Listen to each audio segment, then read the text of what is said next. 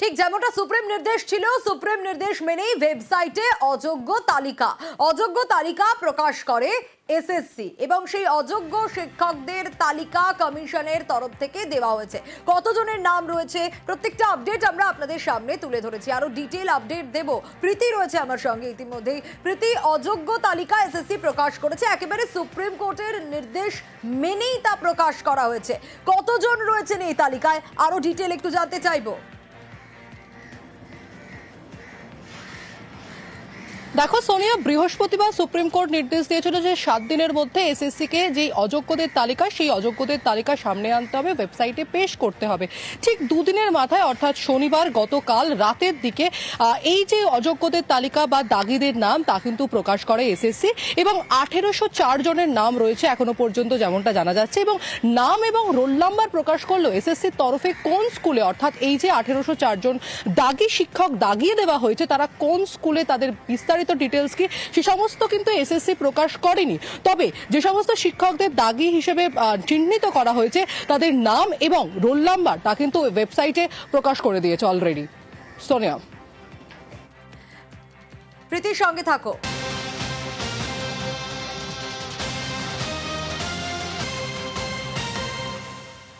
আর এই অযোগ্যদের অ্যাডমিটও বাতিল হয়েছে। স্বাভাবিক, নবম, দশম ও একাদশ দ্বাদশে ফর্ম জমা অযোগ্যদের। এবং কত অ্যাডমিট এখনো পর্যন্ত বাতিল হয়েছে আরো ডিটেইল জানাতে পারবে প্রীতি রয়েছে আমার সঙ্গে। প্রীতি, সুপ্রিম কোর্টের নির্দেশে যেরকম অযোগ্যদের তালিকা প্রকাশ করা হয়েছে সেরকম অ্যাডমিটও বাতিল হয়েছে। এই সেপ্টেম্বরের পরীক্ষার জন্য কতজনের অ্যাডমিট বাতিল হলো?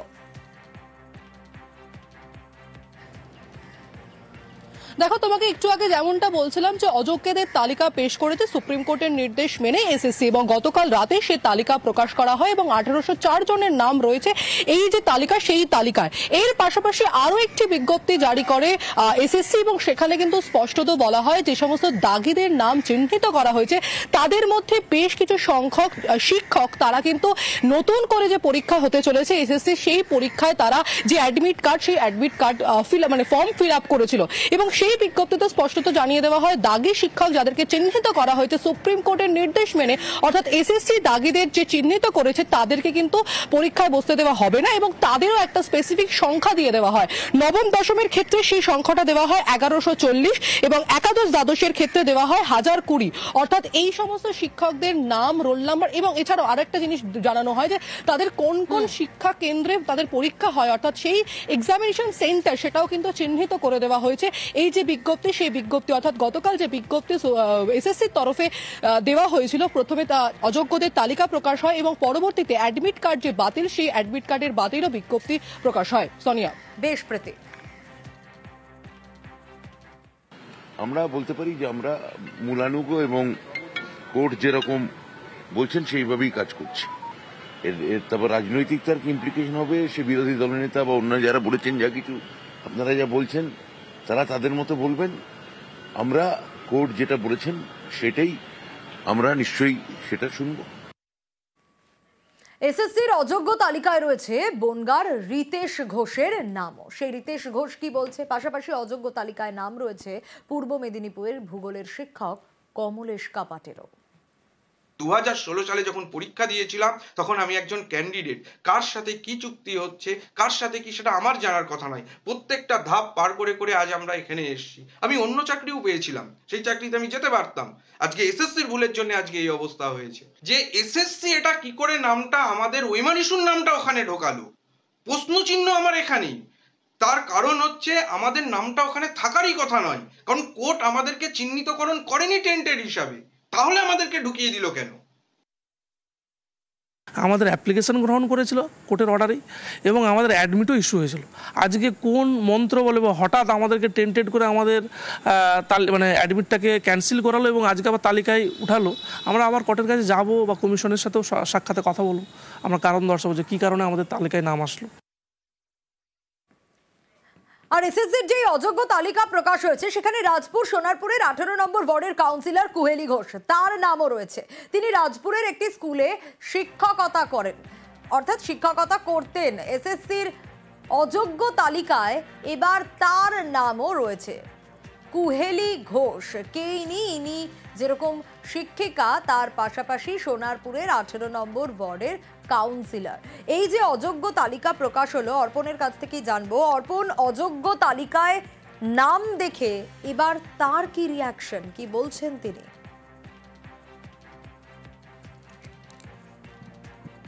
দেখো, আমরা গতকাল রাত্রেই তার সঙ্গে কথা বলি এবং তিনি যেটা জানান যে তিনি ওএমআর এর যে 55টি কোশ্চেন তার প্রত্যেকটার উত্তর দিয়েছিলেন এবং এর আগে যখন এই তালিকা প্রকাশ হয় অযোগ্য শিক্ষকদের, সেখানেও তার নাম ছিল। আর তখনই তিনি 2023 সালের জানুয়ারি মাসে তিনি সর্বোচ্চ আদালতে অ্যাপিল করেন এবং সেখানে তিনি তার যে রোল এবং তার যে তিনি কোনো দুর্নীতির সঙ্গে যুক্ত নয় এইভাবে তিনি মামলা ফাইল করেন। এখনো পর্যন্ত সেটি পেন্ডিং রয়েছে। গতকাল এসএসসির যে তালিকা প্রকাশ করা হয়েছে সেখানেও তার আবার নাম এসেছে। সেই প্রসঙ্গে তিনি জানান যে আগামীকাল অর্থাৎ সোমবার তিনি আবার নতুন করে অ্যাপিল করবেন। পাশাপাশি যে নির্দেশিকা এসেছিল সর্বোচ্চ আদালতের পক্ষ থেকে যে যারা এই লিস্টে, প্রথম লিস্টে যাদের নাম এসেছিল তারা আগের যে চাকরি সেখানে তারা ফিরে যেতে পারবেন, সেই হিসেবে তিনি প্রথমে প্রাইমারি টিচার ছিলেন, সেখানেও ফিরতে তিনি আবেদন জানিয়েছিলেন। সেখানে আবেদন জানানো হতে তার কাছে একটি অ্যাডমিট কার্ড আসে এবং দ্বিতীয়বারের জন্য যখন পরীক্ষায় আবার সর্বোচ্চ আদালতের যে নির্দেশে আসে নির্দেশিকা, সেখানেও তিনি আবেদন জানিয়েছিলেন। তার কাছে স্পষ্ট নয় যে কেন তার নামটি বাদ পড়লো, কারণ তিনি বলছেন তিনি কোনো দুর্নীতির সঙ্গে যুক্ত নয়। তিনি সিবিআইকে চ্যালেঞ্জ করে তিনি কোর্টে গিয়েছিলেন, কিন্তু এখনো পর্যন্ত সেটি পেন্ডিং রয়েছে। তার মধ্যেই এসএসসির যে 1804 জনের নাম এসেছে তার মধ্যে তার নাম রয়েছে। আগামীকাল তিনি নতুন করে আদালতে আবার কেস ফাইল করবেন। বেশ, অনেকের বক্তব্যই শোনাচ্ছিলাম, তারই পাশাপাশি অযোগ্য তালিকায় আরো অনেকের নাম রয়েছে। তবে তার আগে দেখি এই কুহেলি ঘোষ তিনি কি বলছেন। 2022 সালের ডিসেম্বর মাসে প্রথম একটা তালিকা বেরোয়, সেখানে আমার নাম ছিল। আমি চাকরিটা আমার নিজের যোগ্যতায় পেয়েছি এবং সর্বোপরি আমাকে যেটা সিবিআই লিস্ট দিয়েছিল সেই সিবিআইকে আমার চ্যালেঞ্জ করা ছিল যে আমার যদি কোনো জায়গায় আমার অসঙ্গতি প্রমাণ করতে পারে সেটা যেন তারা দেখায়। যদি টেন্টেটিভ হই তাহলে আমাকে কেন ফর্ম ফিল আপ করার সুযোগ দেওয়া হলো, আমার অ্যাডমিট কার্ড কেন এলো। আমি হাইকোর্টে আবার নতুনভাবে কেস ফাইল করছি। দেখা যাক, বিচারে আশা করি সঠিক তথ্যটাই উঠে আসবে। কুহেলি ঘোষের বক্তব্য তো শুনলেন। পিংলা ব্লকের অঞ্চল সভাপতি অজয় মাঝি, এবার তার বক্তব্য শোনাবো, কারণ এসএসসির তালিকা প্রকাশের পর তার দাবি মানুষ, সহকর্মী, পড়ুয়ারাই তার যোগ্যতা বিচার করবে। আমি নিজের শিক্ষকতার জীবনে মাপকাঠিতে আমি কোন রকম অযোগ্য নই। আমার চিন্তা ভাবনা বা আমার শিক্ষার অনুযায়ী আমি এটুকু দৃঢ়তার সঙ্গে বলতে পারি, আমি যথোপযুক্ত শিক্ষা প্রদান করেছি, সে জায়গাতে কোনো ঘাটতি নেই। এবার এসএসসি কেন, কিভাবে, কি করছে তার আইনি প্রক্রিয়া আলোচনার জায়গা আছে।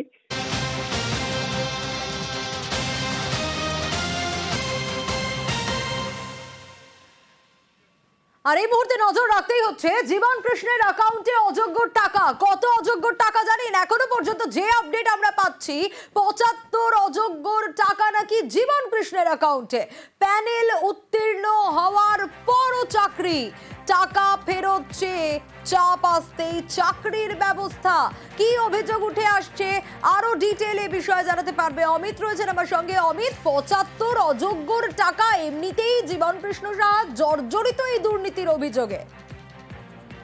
একেবারে যে তথ্য এখনো পর্যন্ত তদন্তকারী সম্ভবত ইডির হাতে উঠে আসছে, 75 জন অযোগ্য চাকরি প্রার্থী যাদের ইতিমধ্যে চিহ্নিত করা হয়েছে, যারা চাকরি পাওয়ার আশাতে জীবন কৃষ্ণের সাহায্যে টাকা দিয়েছিলেন এবং সেই টাকা নগদে বা এবং তার অ্যাকাউন্টে ফেলা হয়েছিল। এই অভিযোগ শুধু নয়, প্যানেলের নিয়োগের যে প্যানেল, সেই প্যানেলের মেয়াদ উত্তীর্ণ হওয়ার পরেও তার কাছে চাপ সৃষ্টি হচ্ছে বা চাপ আসছে টাকা ফেরতের চাকরি প্রার্থীদের কাছ থেকে।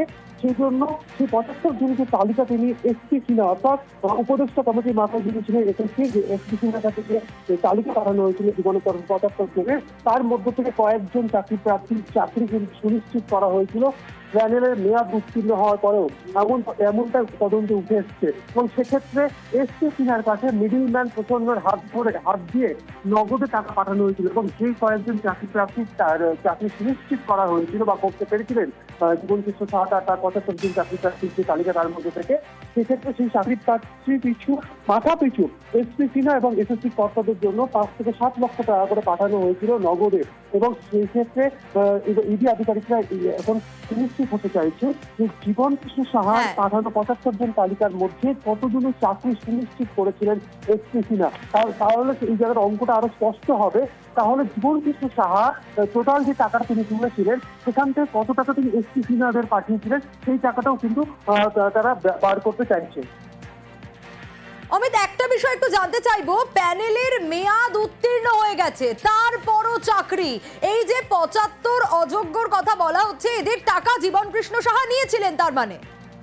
একেবারে তথ্যটা উঠে এসছে ইডি আধিকারিকদের হাতে যে 75 জনের তালিকা তিনি এসপি সিনহার কাছে পাঠিয়েছিলেন। অর্থাৎ 75 জন চাকরি প্রার্থী যারা টাকা দিয়েছিলেন জীবন কৃষ্ণ সাহাকে চাকরি পাওয়ার ক্ষেত্রে, কেউ নগদে দিয়েছিলেন, ব্যাংক অ্যাকাউন্টের মাধ্যমে দিয়েছিলেন। এবং গতকালই ইডির তরফে দাবি করা হয়েছিল যে জীবন কৃষ্ণ সাহা তার স্ত্রী এবং জীবন কৃষ্ণ যৌথভাবে একটি গ্রামীণ ব্যাংকেও অ্যাকাউন্ট করেছিল, একাধিক অ্যাকাউন্ট তারা খুলেছিলেন এবং সেই সমস্ত অ্যাকাউন্টেও টাকা জমা হয়েছিল এবং তার পরিমাণ ছিল 1,20,00,000 টাকা। সেই টাকাটা কবে জমা পড়েছে? সেই টাকাটা জমা পড়েছিল 2019 থেকে 21-এর মধ্যে। এবং 2019 সালে তোমার এসএসসি 2016 যে নিয়োগের যে প্যানেল, তার প্যানেলের মেয়াদ কিন্তু উত্তীর্ণ হয়ে যাচ্ছে, তারপরেও কিন্তু তার টাকা নিয়ে গেছে, এমনটা কিন্তু তথ্য প্রমাণ উঠে আসছে ইডি আধিকারিকদের হাতে। বেশ, অবশ্যই নজর থাকবে আমাদের, তার কারণ 75 অযোগ্যের টাকা সেটা তো অ্যাকাউন্টে নিয়েইছেন জীবন কৃষ্ণ, প্যানেলের মেয়াদ উত্তীর্ণ হওয়ার পরও চাকরি দেওয়ার অভিযোগ রয়েছে। কিন্তু কিভাবে তার এই প্রতিপত্তি, এত সম্পত্তি, চাকরি বিক্রির অভিযোগ তো বারবার রয়েছে, জমি, বাড়ি, ব্যবসা, ইডির দাবি চাকরি বিক্রির টাকাতেই সাম্রাজ্য গড়েছিলেন জীবন কৃষ্ণ সাহা। কেন্দ্রীয় গোয়েন্দাদের নজরে একাধিক অডিও এবং ভিডিও রেকর্ডিং। ইডির দাবি চাকরি প্রার্থীদের সঙ্গে বড়োয়ার তৃণমূল বিধায়কের কথোপকথন রয়েছে এই রেকর্ডগুলিতে।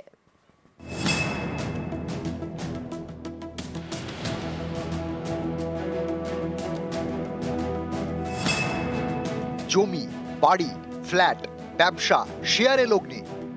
কেন্দ্রীয় তদন্তকারীদের দাবি চাকরি বিক্রির টাকায় সাম্রাজ্য গড়েন মুর্শিদাবাদের বড়োয়ার তৃণমূল বিধায়ক জীবন কৃষ্ণ সাহা। মুর্শিদাবাদ থেকে বীরভূম একাধিক জেলায় বিপুল সম্পত্তি কেনেন, মিউচুয়াল ফান্ডে লগ্নি করেন, আলুর ব্যবসায় বিনিয়োগ করেন।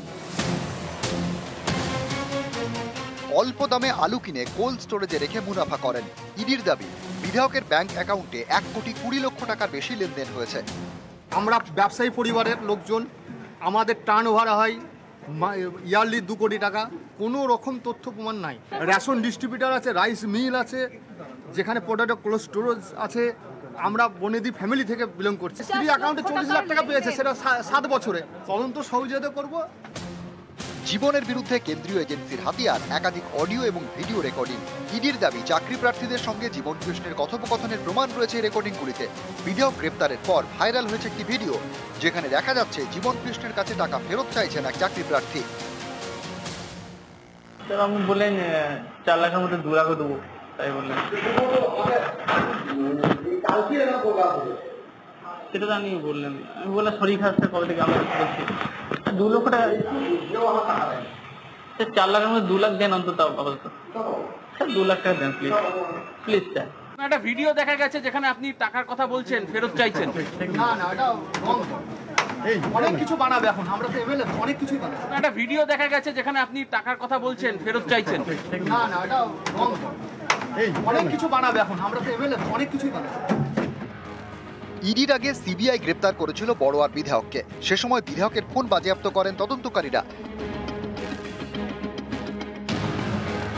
কেন্দ্রীয় এজেন্সির দাবি ফরেনসিক পরীক্ষায় এই ফোন থেকে বেশ কিছু অডিও উদ্ধার হয়েছে। এতে চাকরি প্রার্থীদের সঙ্গে বিধায়কের কথোপকথন রয়েছে। চাকরি প্রার্থীদের সঙ্গে বিধায়কের হোয়াটসঅ্যাপ চ্যাটও মিলেছে। ইডির দাবি চাকরি না হওয়ায় বহু চাকরি প্রার্থী জীবন কৃষ্ণের কাছে টাকা ফেরত চান। টাকা ফেরত চাওয়ায় বিধায়ক অনেককে হুমকি দেন বলে অভিযোগ। 2 বছর আগে সিবিআই যখন জীবন কৃষ্ণের বাড়ি যায়, তখন মোবাইল ফোন পুকুরে ফেলে দিয়েছিলেন বিধায়ক। পুকুরে নেমে ফোন খুঁজে বের করতে হয়েছিল কেন্দ্রীয় গোয়েন্দাদের। সোমবার বাড়িতে ইডি হানা দিলে ফের মোবাইল ফোন পুকুরে ছুড়ে ফেলেন জীবন কৃষ্ণ। এবারও পুকুরে লোক নামিয়ে ফোন উদ্ধার করতে হয় কেন্দ্রীয় গোয়েন্দাদের।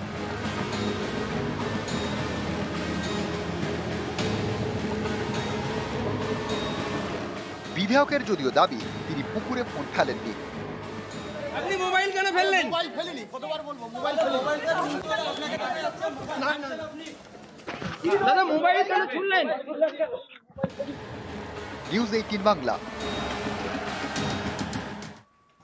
গালওয়ান সংঘর্ষের পর চীনে মোদির প্রথম সফর এবং আজ মুখোমুখি মোদি জিনপিং। যথেষ্ট তাৎপর্যপূর্ণ এই সাক্ষাৎ, কারণ এসসিও সম্মেলনের ফাঁকে দুই রাষ্ট্রনেতার সাক্ষাৎ। রুশ প্রেসিডেন্টের সঙ্গেও বৈঠকের সম্ভাবনা রয়েছে। আরো ডিটেল এ বিষয়ে আপডেট নেব, মৈত্রেয়ী রয়েছেন আমার সঙ্গে। মৈত্রেয়ী, দেখো, প্রধানমন্ত্রী নরেন্দ্র মোদীর সাথে চীনা প্রেসিডেন্ট জি জিনপিং এর বৈঠক ইতিমধ্যেই শুরু হয়ে গিয়েছে। দ্বিপাক্ষিক এই বৈঠক প্রায় 40 মিনিট চলার কথা এবং বৈঠকের শুরুতেই প্রধানমন্ত্রীর তরফ থেকে যে ওপেনিং রিমার্ক দেওয়া হয়েছে সেটি প্রধানমন্ত্রী নিজেই তার সমাজ মাধ্যমে শেয়ার করেছেন এবং সেখানে চীন সরকারকে ধন্যবাদ জানানো হয়েছে এবং ভবিষ্যতে দুই দেশের মধ্যে আরো ভালো সম্পর্ক হবে সেই আশা রাখা হয়েছে। বোঝাই যাচ্ছে যে একটা পজিটিভ নোটে এই বৈঠকের আলোচনা শুরু হচ্ছে এবং সব থেকে বেশি তাৎপর্যপূর্ণ দুটি পরিপ্রেক্ষিত রয়েছে। একটি ট্রাম্প ট্যারিফের পরিস্থিতি রয়েছে এবং অন্যদিকে টেররিজমের বিরুদ্ধে ভারতের অবস্থান। একেবারে মৈত্রেয়ী, এবং আন্তর্জাতিক মহলও তাকিয়ে রয়েছে। বেশ।